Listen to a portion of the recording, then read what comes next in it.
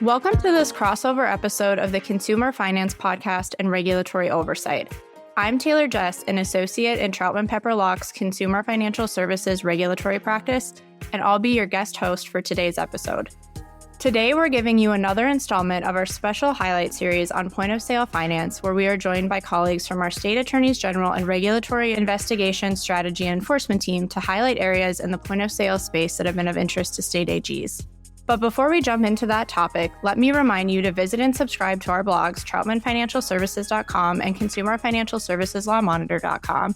And don't forget about all of our other podcasts. We have the FCRA Focus, all about credit reporting, the Crypto Exchange about crypto and digital assets, Moving the Metal, our auto finance podcast, and Payments Pros, focusing on trends in payments.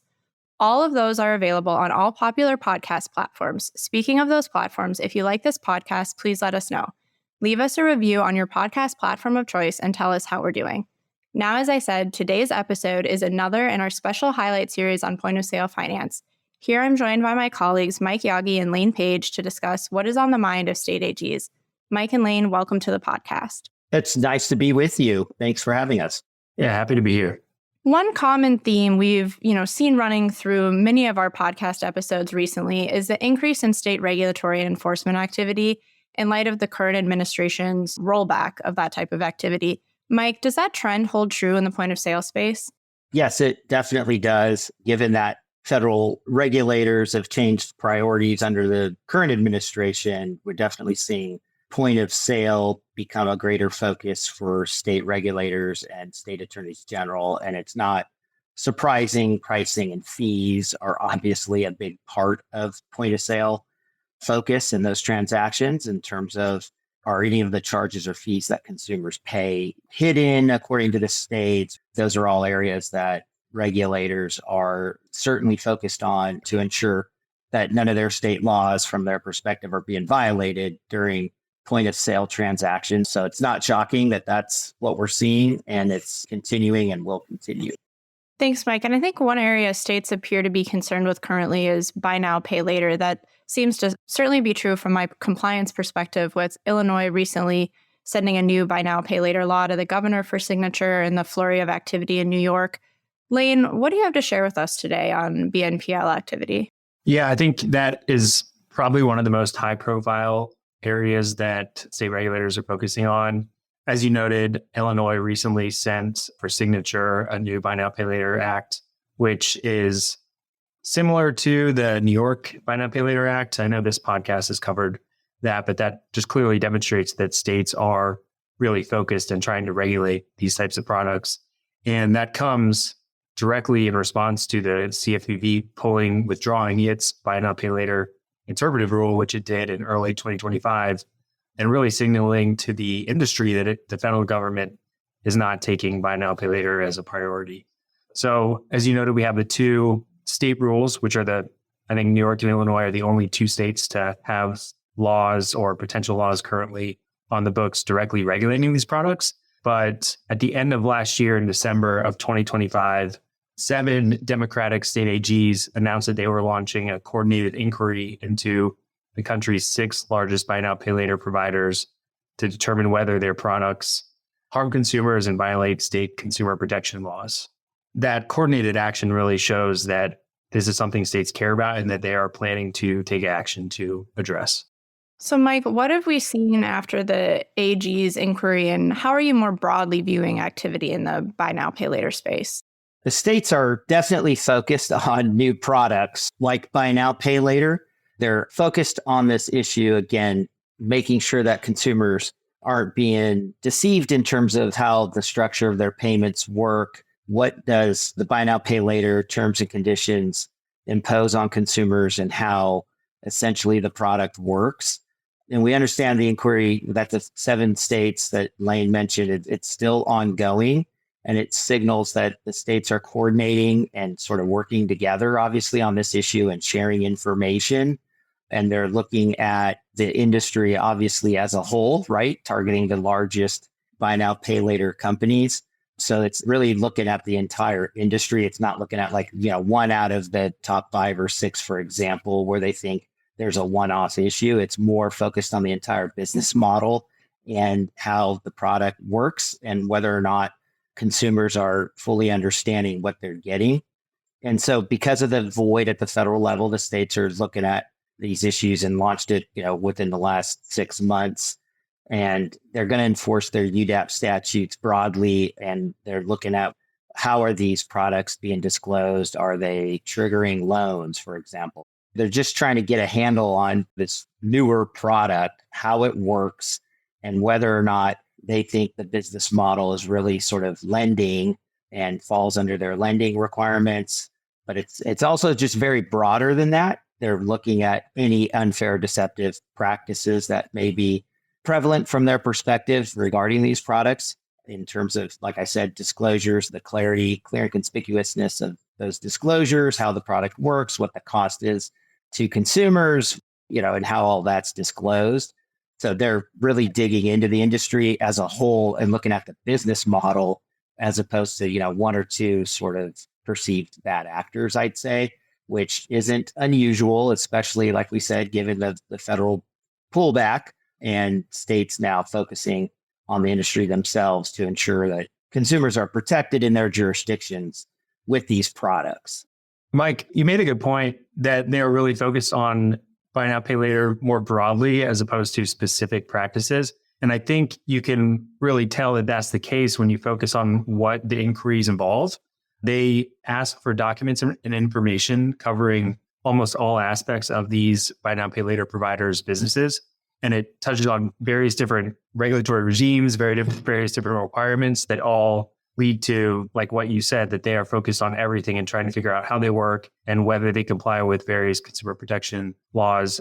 So, for example, these requests ask for information and documents concerning the provider's agreements and disclosures, their products and their structures, consumer dispute handling, customer service availability, ability to repay analysis, customer payment options, default and delinquency analysis, merchant relationships, credit reporting, because some of these providers are reporting buy now, pay later history to the credit reporting agencies, and then to TILA compliance efforts, so loan disclosures.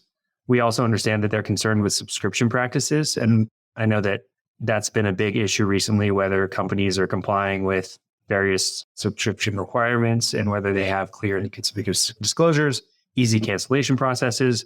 So really, these inquiries show that states are focused on buy now, pay later as a whole rather than just something specific. So I think it suggests to buy now, pay later providers that they really should assess everything that they're doing, take a look at these inquiries, see what they're asking about, take a look at your own practices, processes, procedures, and see if those comply with the consumer protection laws that you're required to comply with, because it definitely seems like this is going to be an area of focus for quite some time.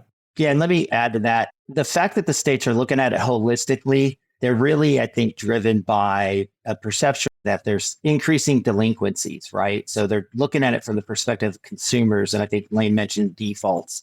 Are consumers defaulting and then unable to pay? And then what are the fees and costs, or what's the increased cost associated with that? And then are companies adequately evaluating, consumers' ability to pay on the front end of the point of sale of the transaction? And that's why I think holistically, they're looking at the whole industry and the product as a business model and not, individual or specific targets. And another thing that Lane noted, I think it's important, is sort of aside from the product itself, companies, how are they gathering personal information? How are they using that data? How are they aggregating personal data? Are they harvesting data? So that's something that companies should really be thinking about. And when you have an investigation, states are going to dig in and look at the product and the practices broadly and the business model very broadly. So it's not just the point of sale per se, but it's sort of what are you gathering at point of sale and what are you doing with it, right? So looking at privacy issues, data harvesting issues, those are areas of concern. And then if these are categorized as loans, are they properly doing, underwriting evaluation in terms of ability to pay or repay whatever they're purchasing under the buy now, pay later platform? And so that's why states are really looking at it holistically to really understand the business model, what the industry's doing, the impact on consumers, and then identifying from their perspective areas where there's potential state violations of not just the lending laws, but broader consumer protection laws. That's why the states are looking at these issues and why the companies need to look at them from sort of that real broad consumer protection standpoint, and not just defending it as, not falling under your state lending licensing regime or supervisory regime, but it's also how does the product operate in the marketplace from just a consumer protection standpoint, because that's where the states are coming from, and they're looking at it at that very broad level. And I think it's just important that companies understand that and evaluate sort of from start to finish how the product's working, their interactions with consumers, and identifying areas where they might be able to improve compliance to minimize consumer protection exposure. Thanks, Mike and Lane. I think it's really helpful to understand just how broad states are taking a look at the buy now, pay later industry. So we're going to shift gears here a bit and discuss one of my personally favorite areas of point of sale finance, home improvement and solar finance.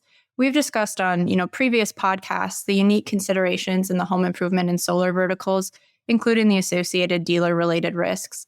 Mike, I know this is an area with plenty of activity, so what do you want to highlight for us today? Yeah, I think here, this is, again, another very good example of states looking at an entire industry or a practice.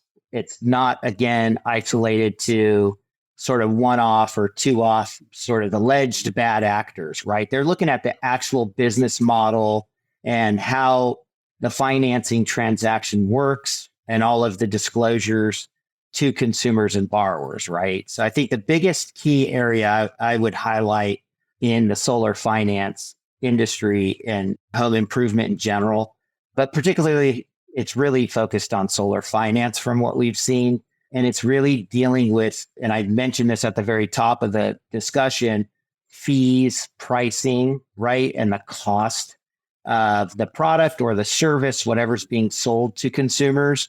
States are very focused on that issue. And in the solar space, there's under TILA and TILA regulations, Reg Z, there's seller's points and different sort of fees that an installer, a solar installer would pay to a lender to have different loan products available to consumers. And those are basically, not generally, they are literally excluded from buyer's points or the TILA disclosure requirements under the Federal Truth in Lending Act and its implementing regulations. And a lot of states are focused on trying to argue, well, we don't necessarily agree that seller's points are excluded. They are trying to sort of rewrite the law and argue that those points paid by the installers to the lenders are instead buyer's points paid by the consumer to the lender. And they're using that argument and sort of making a loan product out of whole cloth to say it should have been structured as buyer's points. Therefore, the TILA disclosures would have been very different, meaning those fees would have been disclosed during the point of sale transaction, truth in lending disclosures, and it would have been part of the finance charges, as opposed to being absorbed as overhead essentially by the home improvement / solar installation company. So what I'm highlighting is states are, really focused on looking at business models and determining and crafting allegations that essentially argue that, it's not clear and conspicuous, and they want to sort of reinvent what the loan product is. And this is a clear example of them doing that, where they're literally trying to say that your seller's points, while excluded under TILA from, the disclosures to the consumer during a lending transaction, buyer's points are not. We're therefore going to try to rewrite the transaction through litigation to say you really were hiding buyer's points when it should have been disclosed. Lane, I think another area where state AGs have been active relates to the lender-merchant relationship and merchant oversight. Is there some activity in Texas that you'd want to highlight? Yeah. Recently, Texas announced a lawsuit against a solar installation company alleging that it violated the Texas Deceptive Trade Practices Act. This was just in May of this year. And they alleged that the company used fraudulent and deceptive tactics to market and sell residential solar panels. This included misrepresenting energy bill savings, tax and tax credit and eligibility, installing defective systems and performing improper installations and charging undisclosed warranty and maintenance fees. So importantly, this complaint did not name a lender in the suit. So it's not bringing the lawsuit against the lender, it's just the installation company. But they did note in the allegations that customers were stuck in financing arrangements for defective solar systems, which suggests to us that it's possible for lenders to get caught up in similar lawsuits. And we have seen this happen in other cases where regulators target lenders based on this fact pattern, and they try to impose liability on the lender for essentially the merchant's conduct in installing a poor system. Lane's right. It starts with installation companies being the focus, and then usually the follow-on focus are the lenders. So all of those things just really highlight states aggressively looking at an entire loan product and crafting real novel legal arguments and legal theories. So everyone's eyes are on California right now with Chopra's recent appointment to lead the state's new Business and Consumer Services Agency. Lane, what are your thoughts on what we'll be seeing out of California? I think for the financial services industry, it's a bit scary. He was incredibly aggressive when he led the CFPB, and right before he left, he set on an entire agenda for states to follow for how to approach consumer financial services enforcement. Now he is leading an agency that is intended to consolidate and elevate state-level consumer protection and market oversight activities across a wide array of areas. And he has incredible resources to do that. He, with respect to what we were just talking about, while at the CFPB, Chopra was focused on the solar industry. The CFPB and several other federal agencies under the Biden administration formed an interagency consumer solar industry initiative that was directed at both the sales and the financing of solar residential systems. So our expectation is that once he really gets running at this new agency, that will be one area of focus. And I think it's important to note that before he left, he noted how state AGs often have sharper legislative tools at their disposals than federal counterparts to address the financial services industry. So we expect him to attempt to use those sharper legislative tools to address the solar industry amongst many others. Yeah, and on that point, I think it's real critical. Incoming Secretary Chopra really looked at, and this is consistent with what we've been talking about with all the state AGs, right? That he really looked at, especially with the CFPB, industries as a whole and entire business models, right? Again, not so much targeting, one or two bad actors or alleged bad actors, but sort of holistically looking at what's the product, what's the service, and how does it work in the marketplace. So I think you're going to see very aggressive state level enforcement. The new agency that was formed that Secretary Chopra will lead will be in charge of the state or California's Department of Financial Innovation and Protection, the DFPI, which is sort of our state level financial examiner, right? And it's going to be very active in looking at all sorts of loan products, any kind of impact or disparate impact on borrowers, consumers, fees and costs at point of sale disclosed versus fees and costs down the road in terms of during the transaction and interaction between consumers and the company. I think you're going to see a lot of real aggressive enforcement coming out of California. And the DFPI is separate from the California Attorney General. By the way, the California Attorney General here in California is a constitutional officer created by the California Constitution. So you're going to have two agencies in parallel really pursuing and having enforcement powers.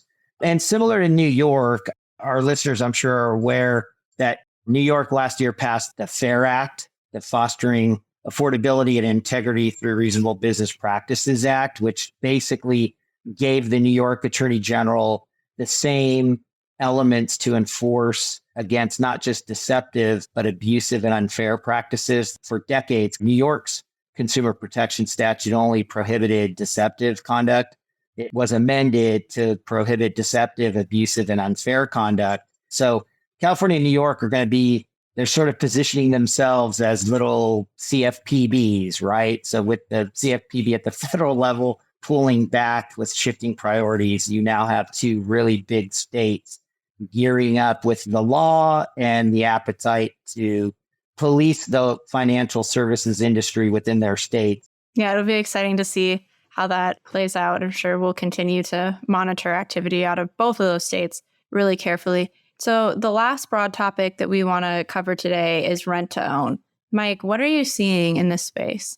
States are showing a significant interest in rent to own arrangements. And it's basically where consumers make periodic payments for using a product with an option to purchase the product at the end of their arrangement or their contract. Majority of states have laws governing these transactions, and most of the state laws treat them as leases, not consumer credit. And the point is, they want to ensure or argue that at the end of a transaction, the consumer's obligation sort of terminates, right? There's no remaining balance or credit reporting. There's no collections, right? It's a lease that cuts off, and sort of the duties and benefits and obligations are clear. It also means that disclosure requirements that apply for credit transactions under TILA don't apply to these transactions. And most states, laws governing RTO transactions also impose certain requirements concerning full price and early purchase option disclosures, return rights, written agreements, and payment receipts. So there's all sorts of requirements. And states are focused on making sure companies engaging in rent to own transactions are obviously complying with all of the specific duties and obligations under their state laws. Minnesota, New Jersey, and Wisconsin are three key states. They've classified RTO transactions as credit sales rather than leases, resulting in consumers having additional protections under their applicable lending laws. So it's sort of an interesting take on, three states essentially saying, you're now engaging in loans, and now we're going to impose even greater obligations on you. In addition, several states, including New Jersey, Minnesota, and Maine, impose price caps on the total cost of an RTO agreement relative to the product's cash price. So state regulators are really, they have a lot of skepticism regarding RTO transactions, and they're going to focus on, is this a true lease? And are you treating it as a true lease transaction, or is it going to be deemed a loan, and all the triggers and requirements under engaging in loans, consumer finance transactions, are those laws triggered? So I think our audience has gained a lot of insight into what state AGs are thinking about with respect to point of sale finance these days. As we wrap up the podcast, do you want to leave us with some final thoughts? Lane, why don't we start with you? I think overall, what we've been talking about demonstrates that there's kind of this opening left by the federal government that states are trying to fill with respect to consumer protection over the financial services industry. And for the remainder of the Trump administration, at least, I think we should expect to see this continued state focus on this industry. I know we talked about a few different types of products. One in particular was buy now, pay later. And I think it's just going to be very important for buy now, pay later providers to focus on what states are doing, focus on the inquiries from the 7-state coalition and the areas that they're asking about, but also keep an eye on what comes out of that. That started in December of 2025. And, we don't know exactly where it is now, but we expect some type of enforcement action or guidance following from the inquiry.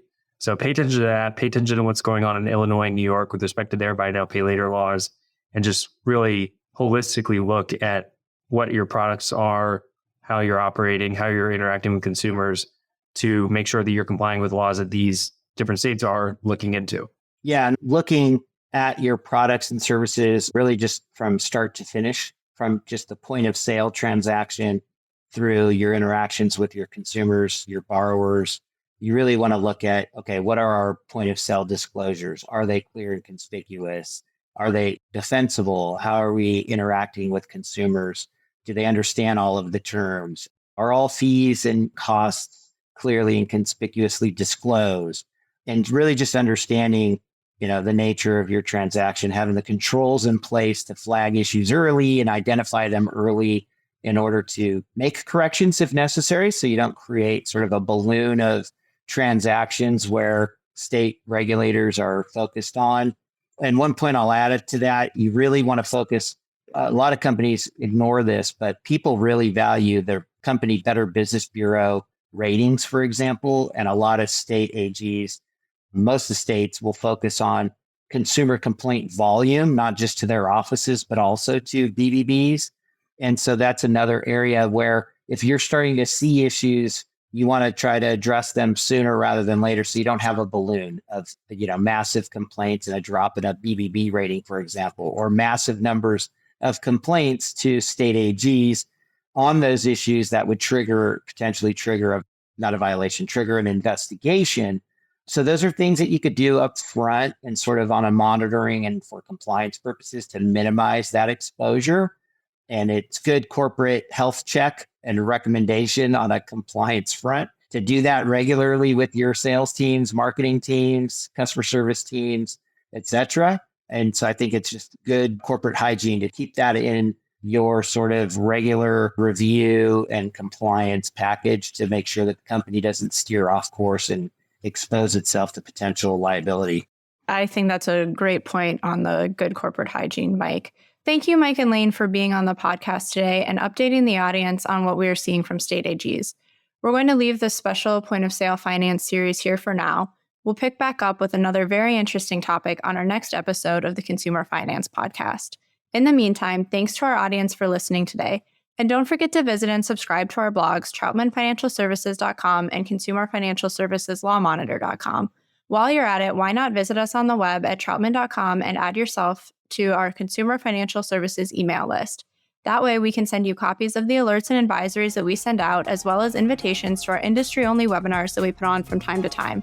And of course, stay tuned for a great new episode of this podcast every Thursday afternoon, and look forward to the remainder of our special highlight series on point of sale finance coming soon to your podcast feed. Thank you all for listening. Copyright Troutman Pepperlock, LLP. These recorded materials are designed for educational purposes only. This podcast is not legal advice and does not create an attorney-client relationship. The views and opinions expressed in this podcast are solely those of the individual participants. Troutman does not make any representations or warranties, expressed or implied, regarding the contents of this podcast. Information on previous case results does not guarantee a similar future result. Users of this podcast may save and use the podcast only for personal or other non-commercial educational purposes. No other use, including without limitation, reproduction, retransmission, or editing of this podcast may be made without the prior written permission of Troutman Pepperlock. If you have any questions, please contact us at Troutman.com.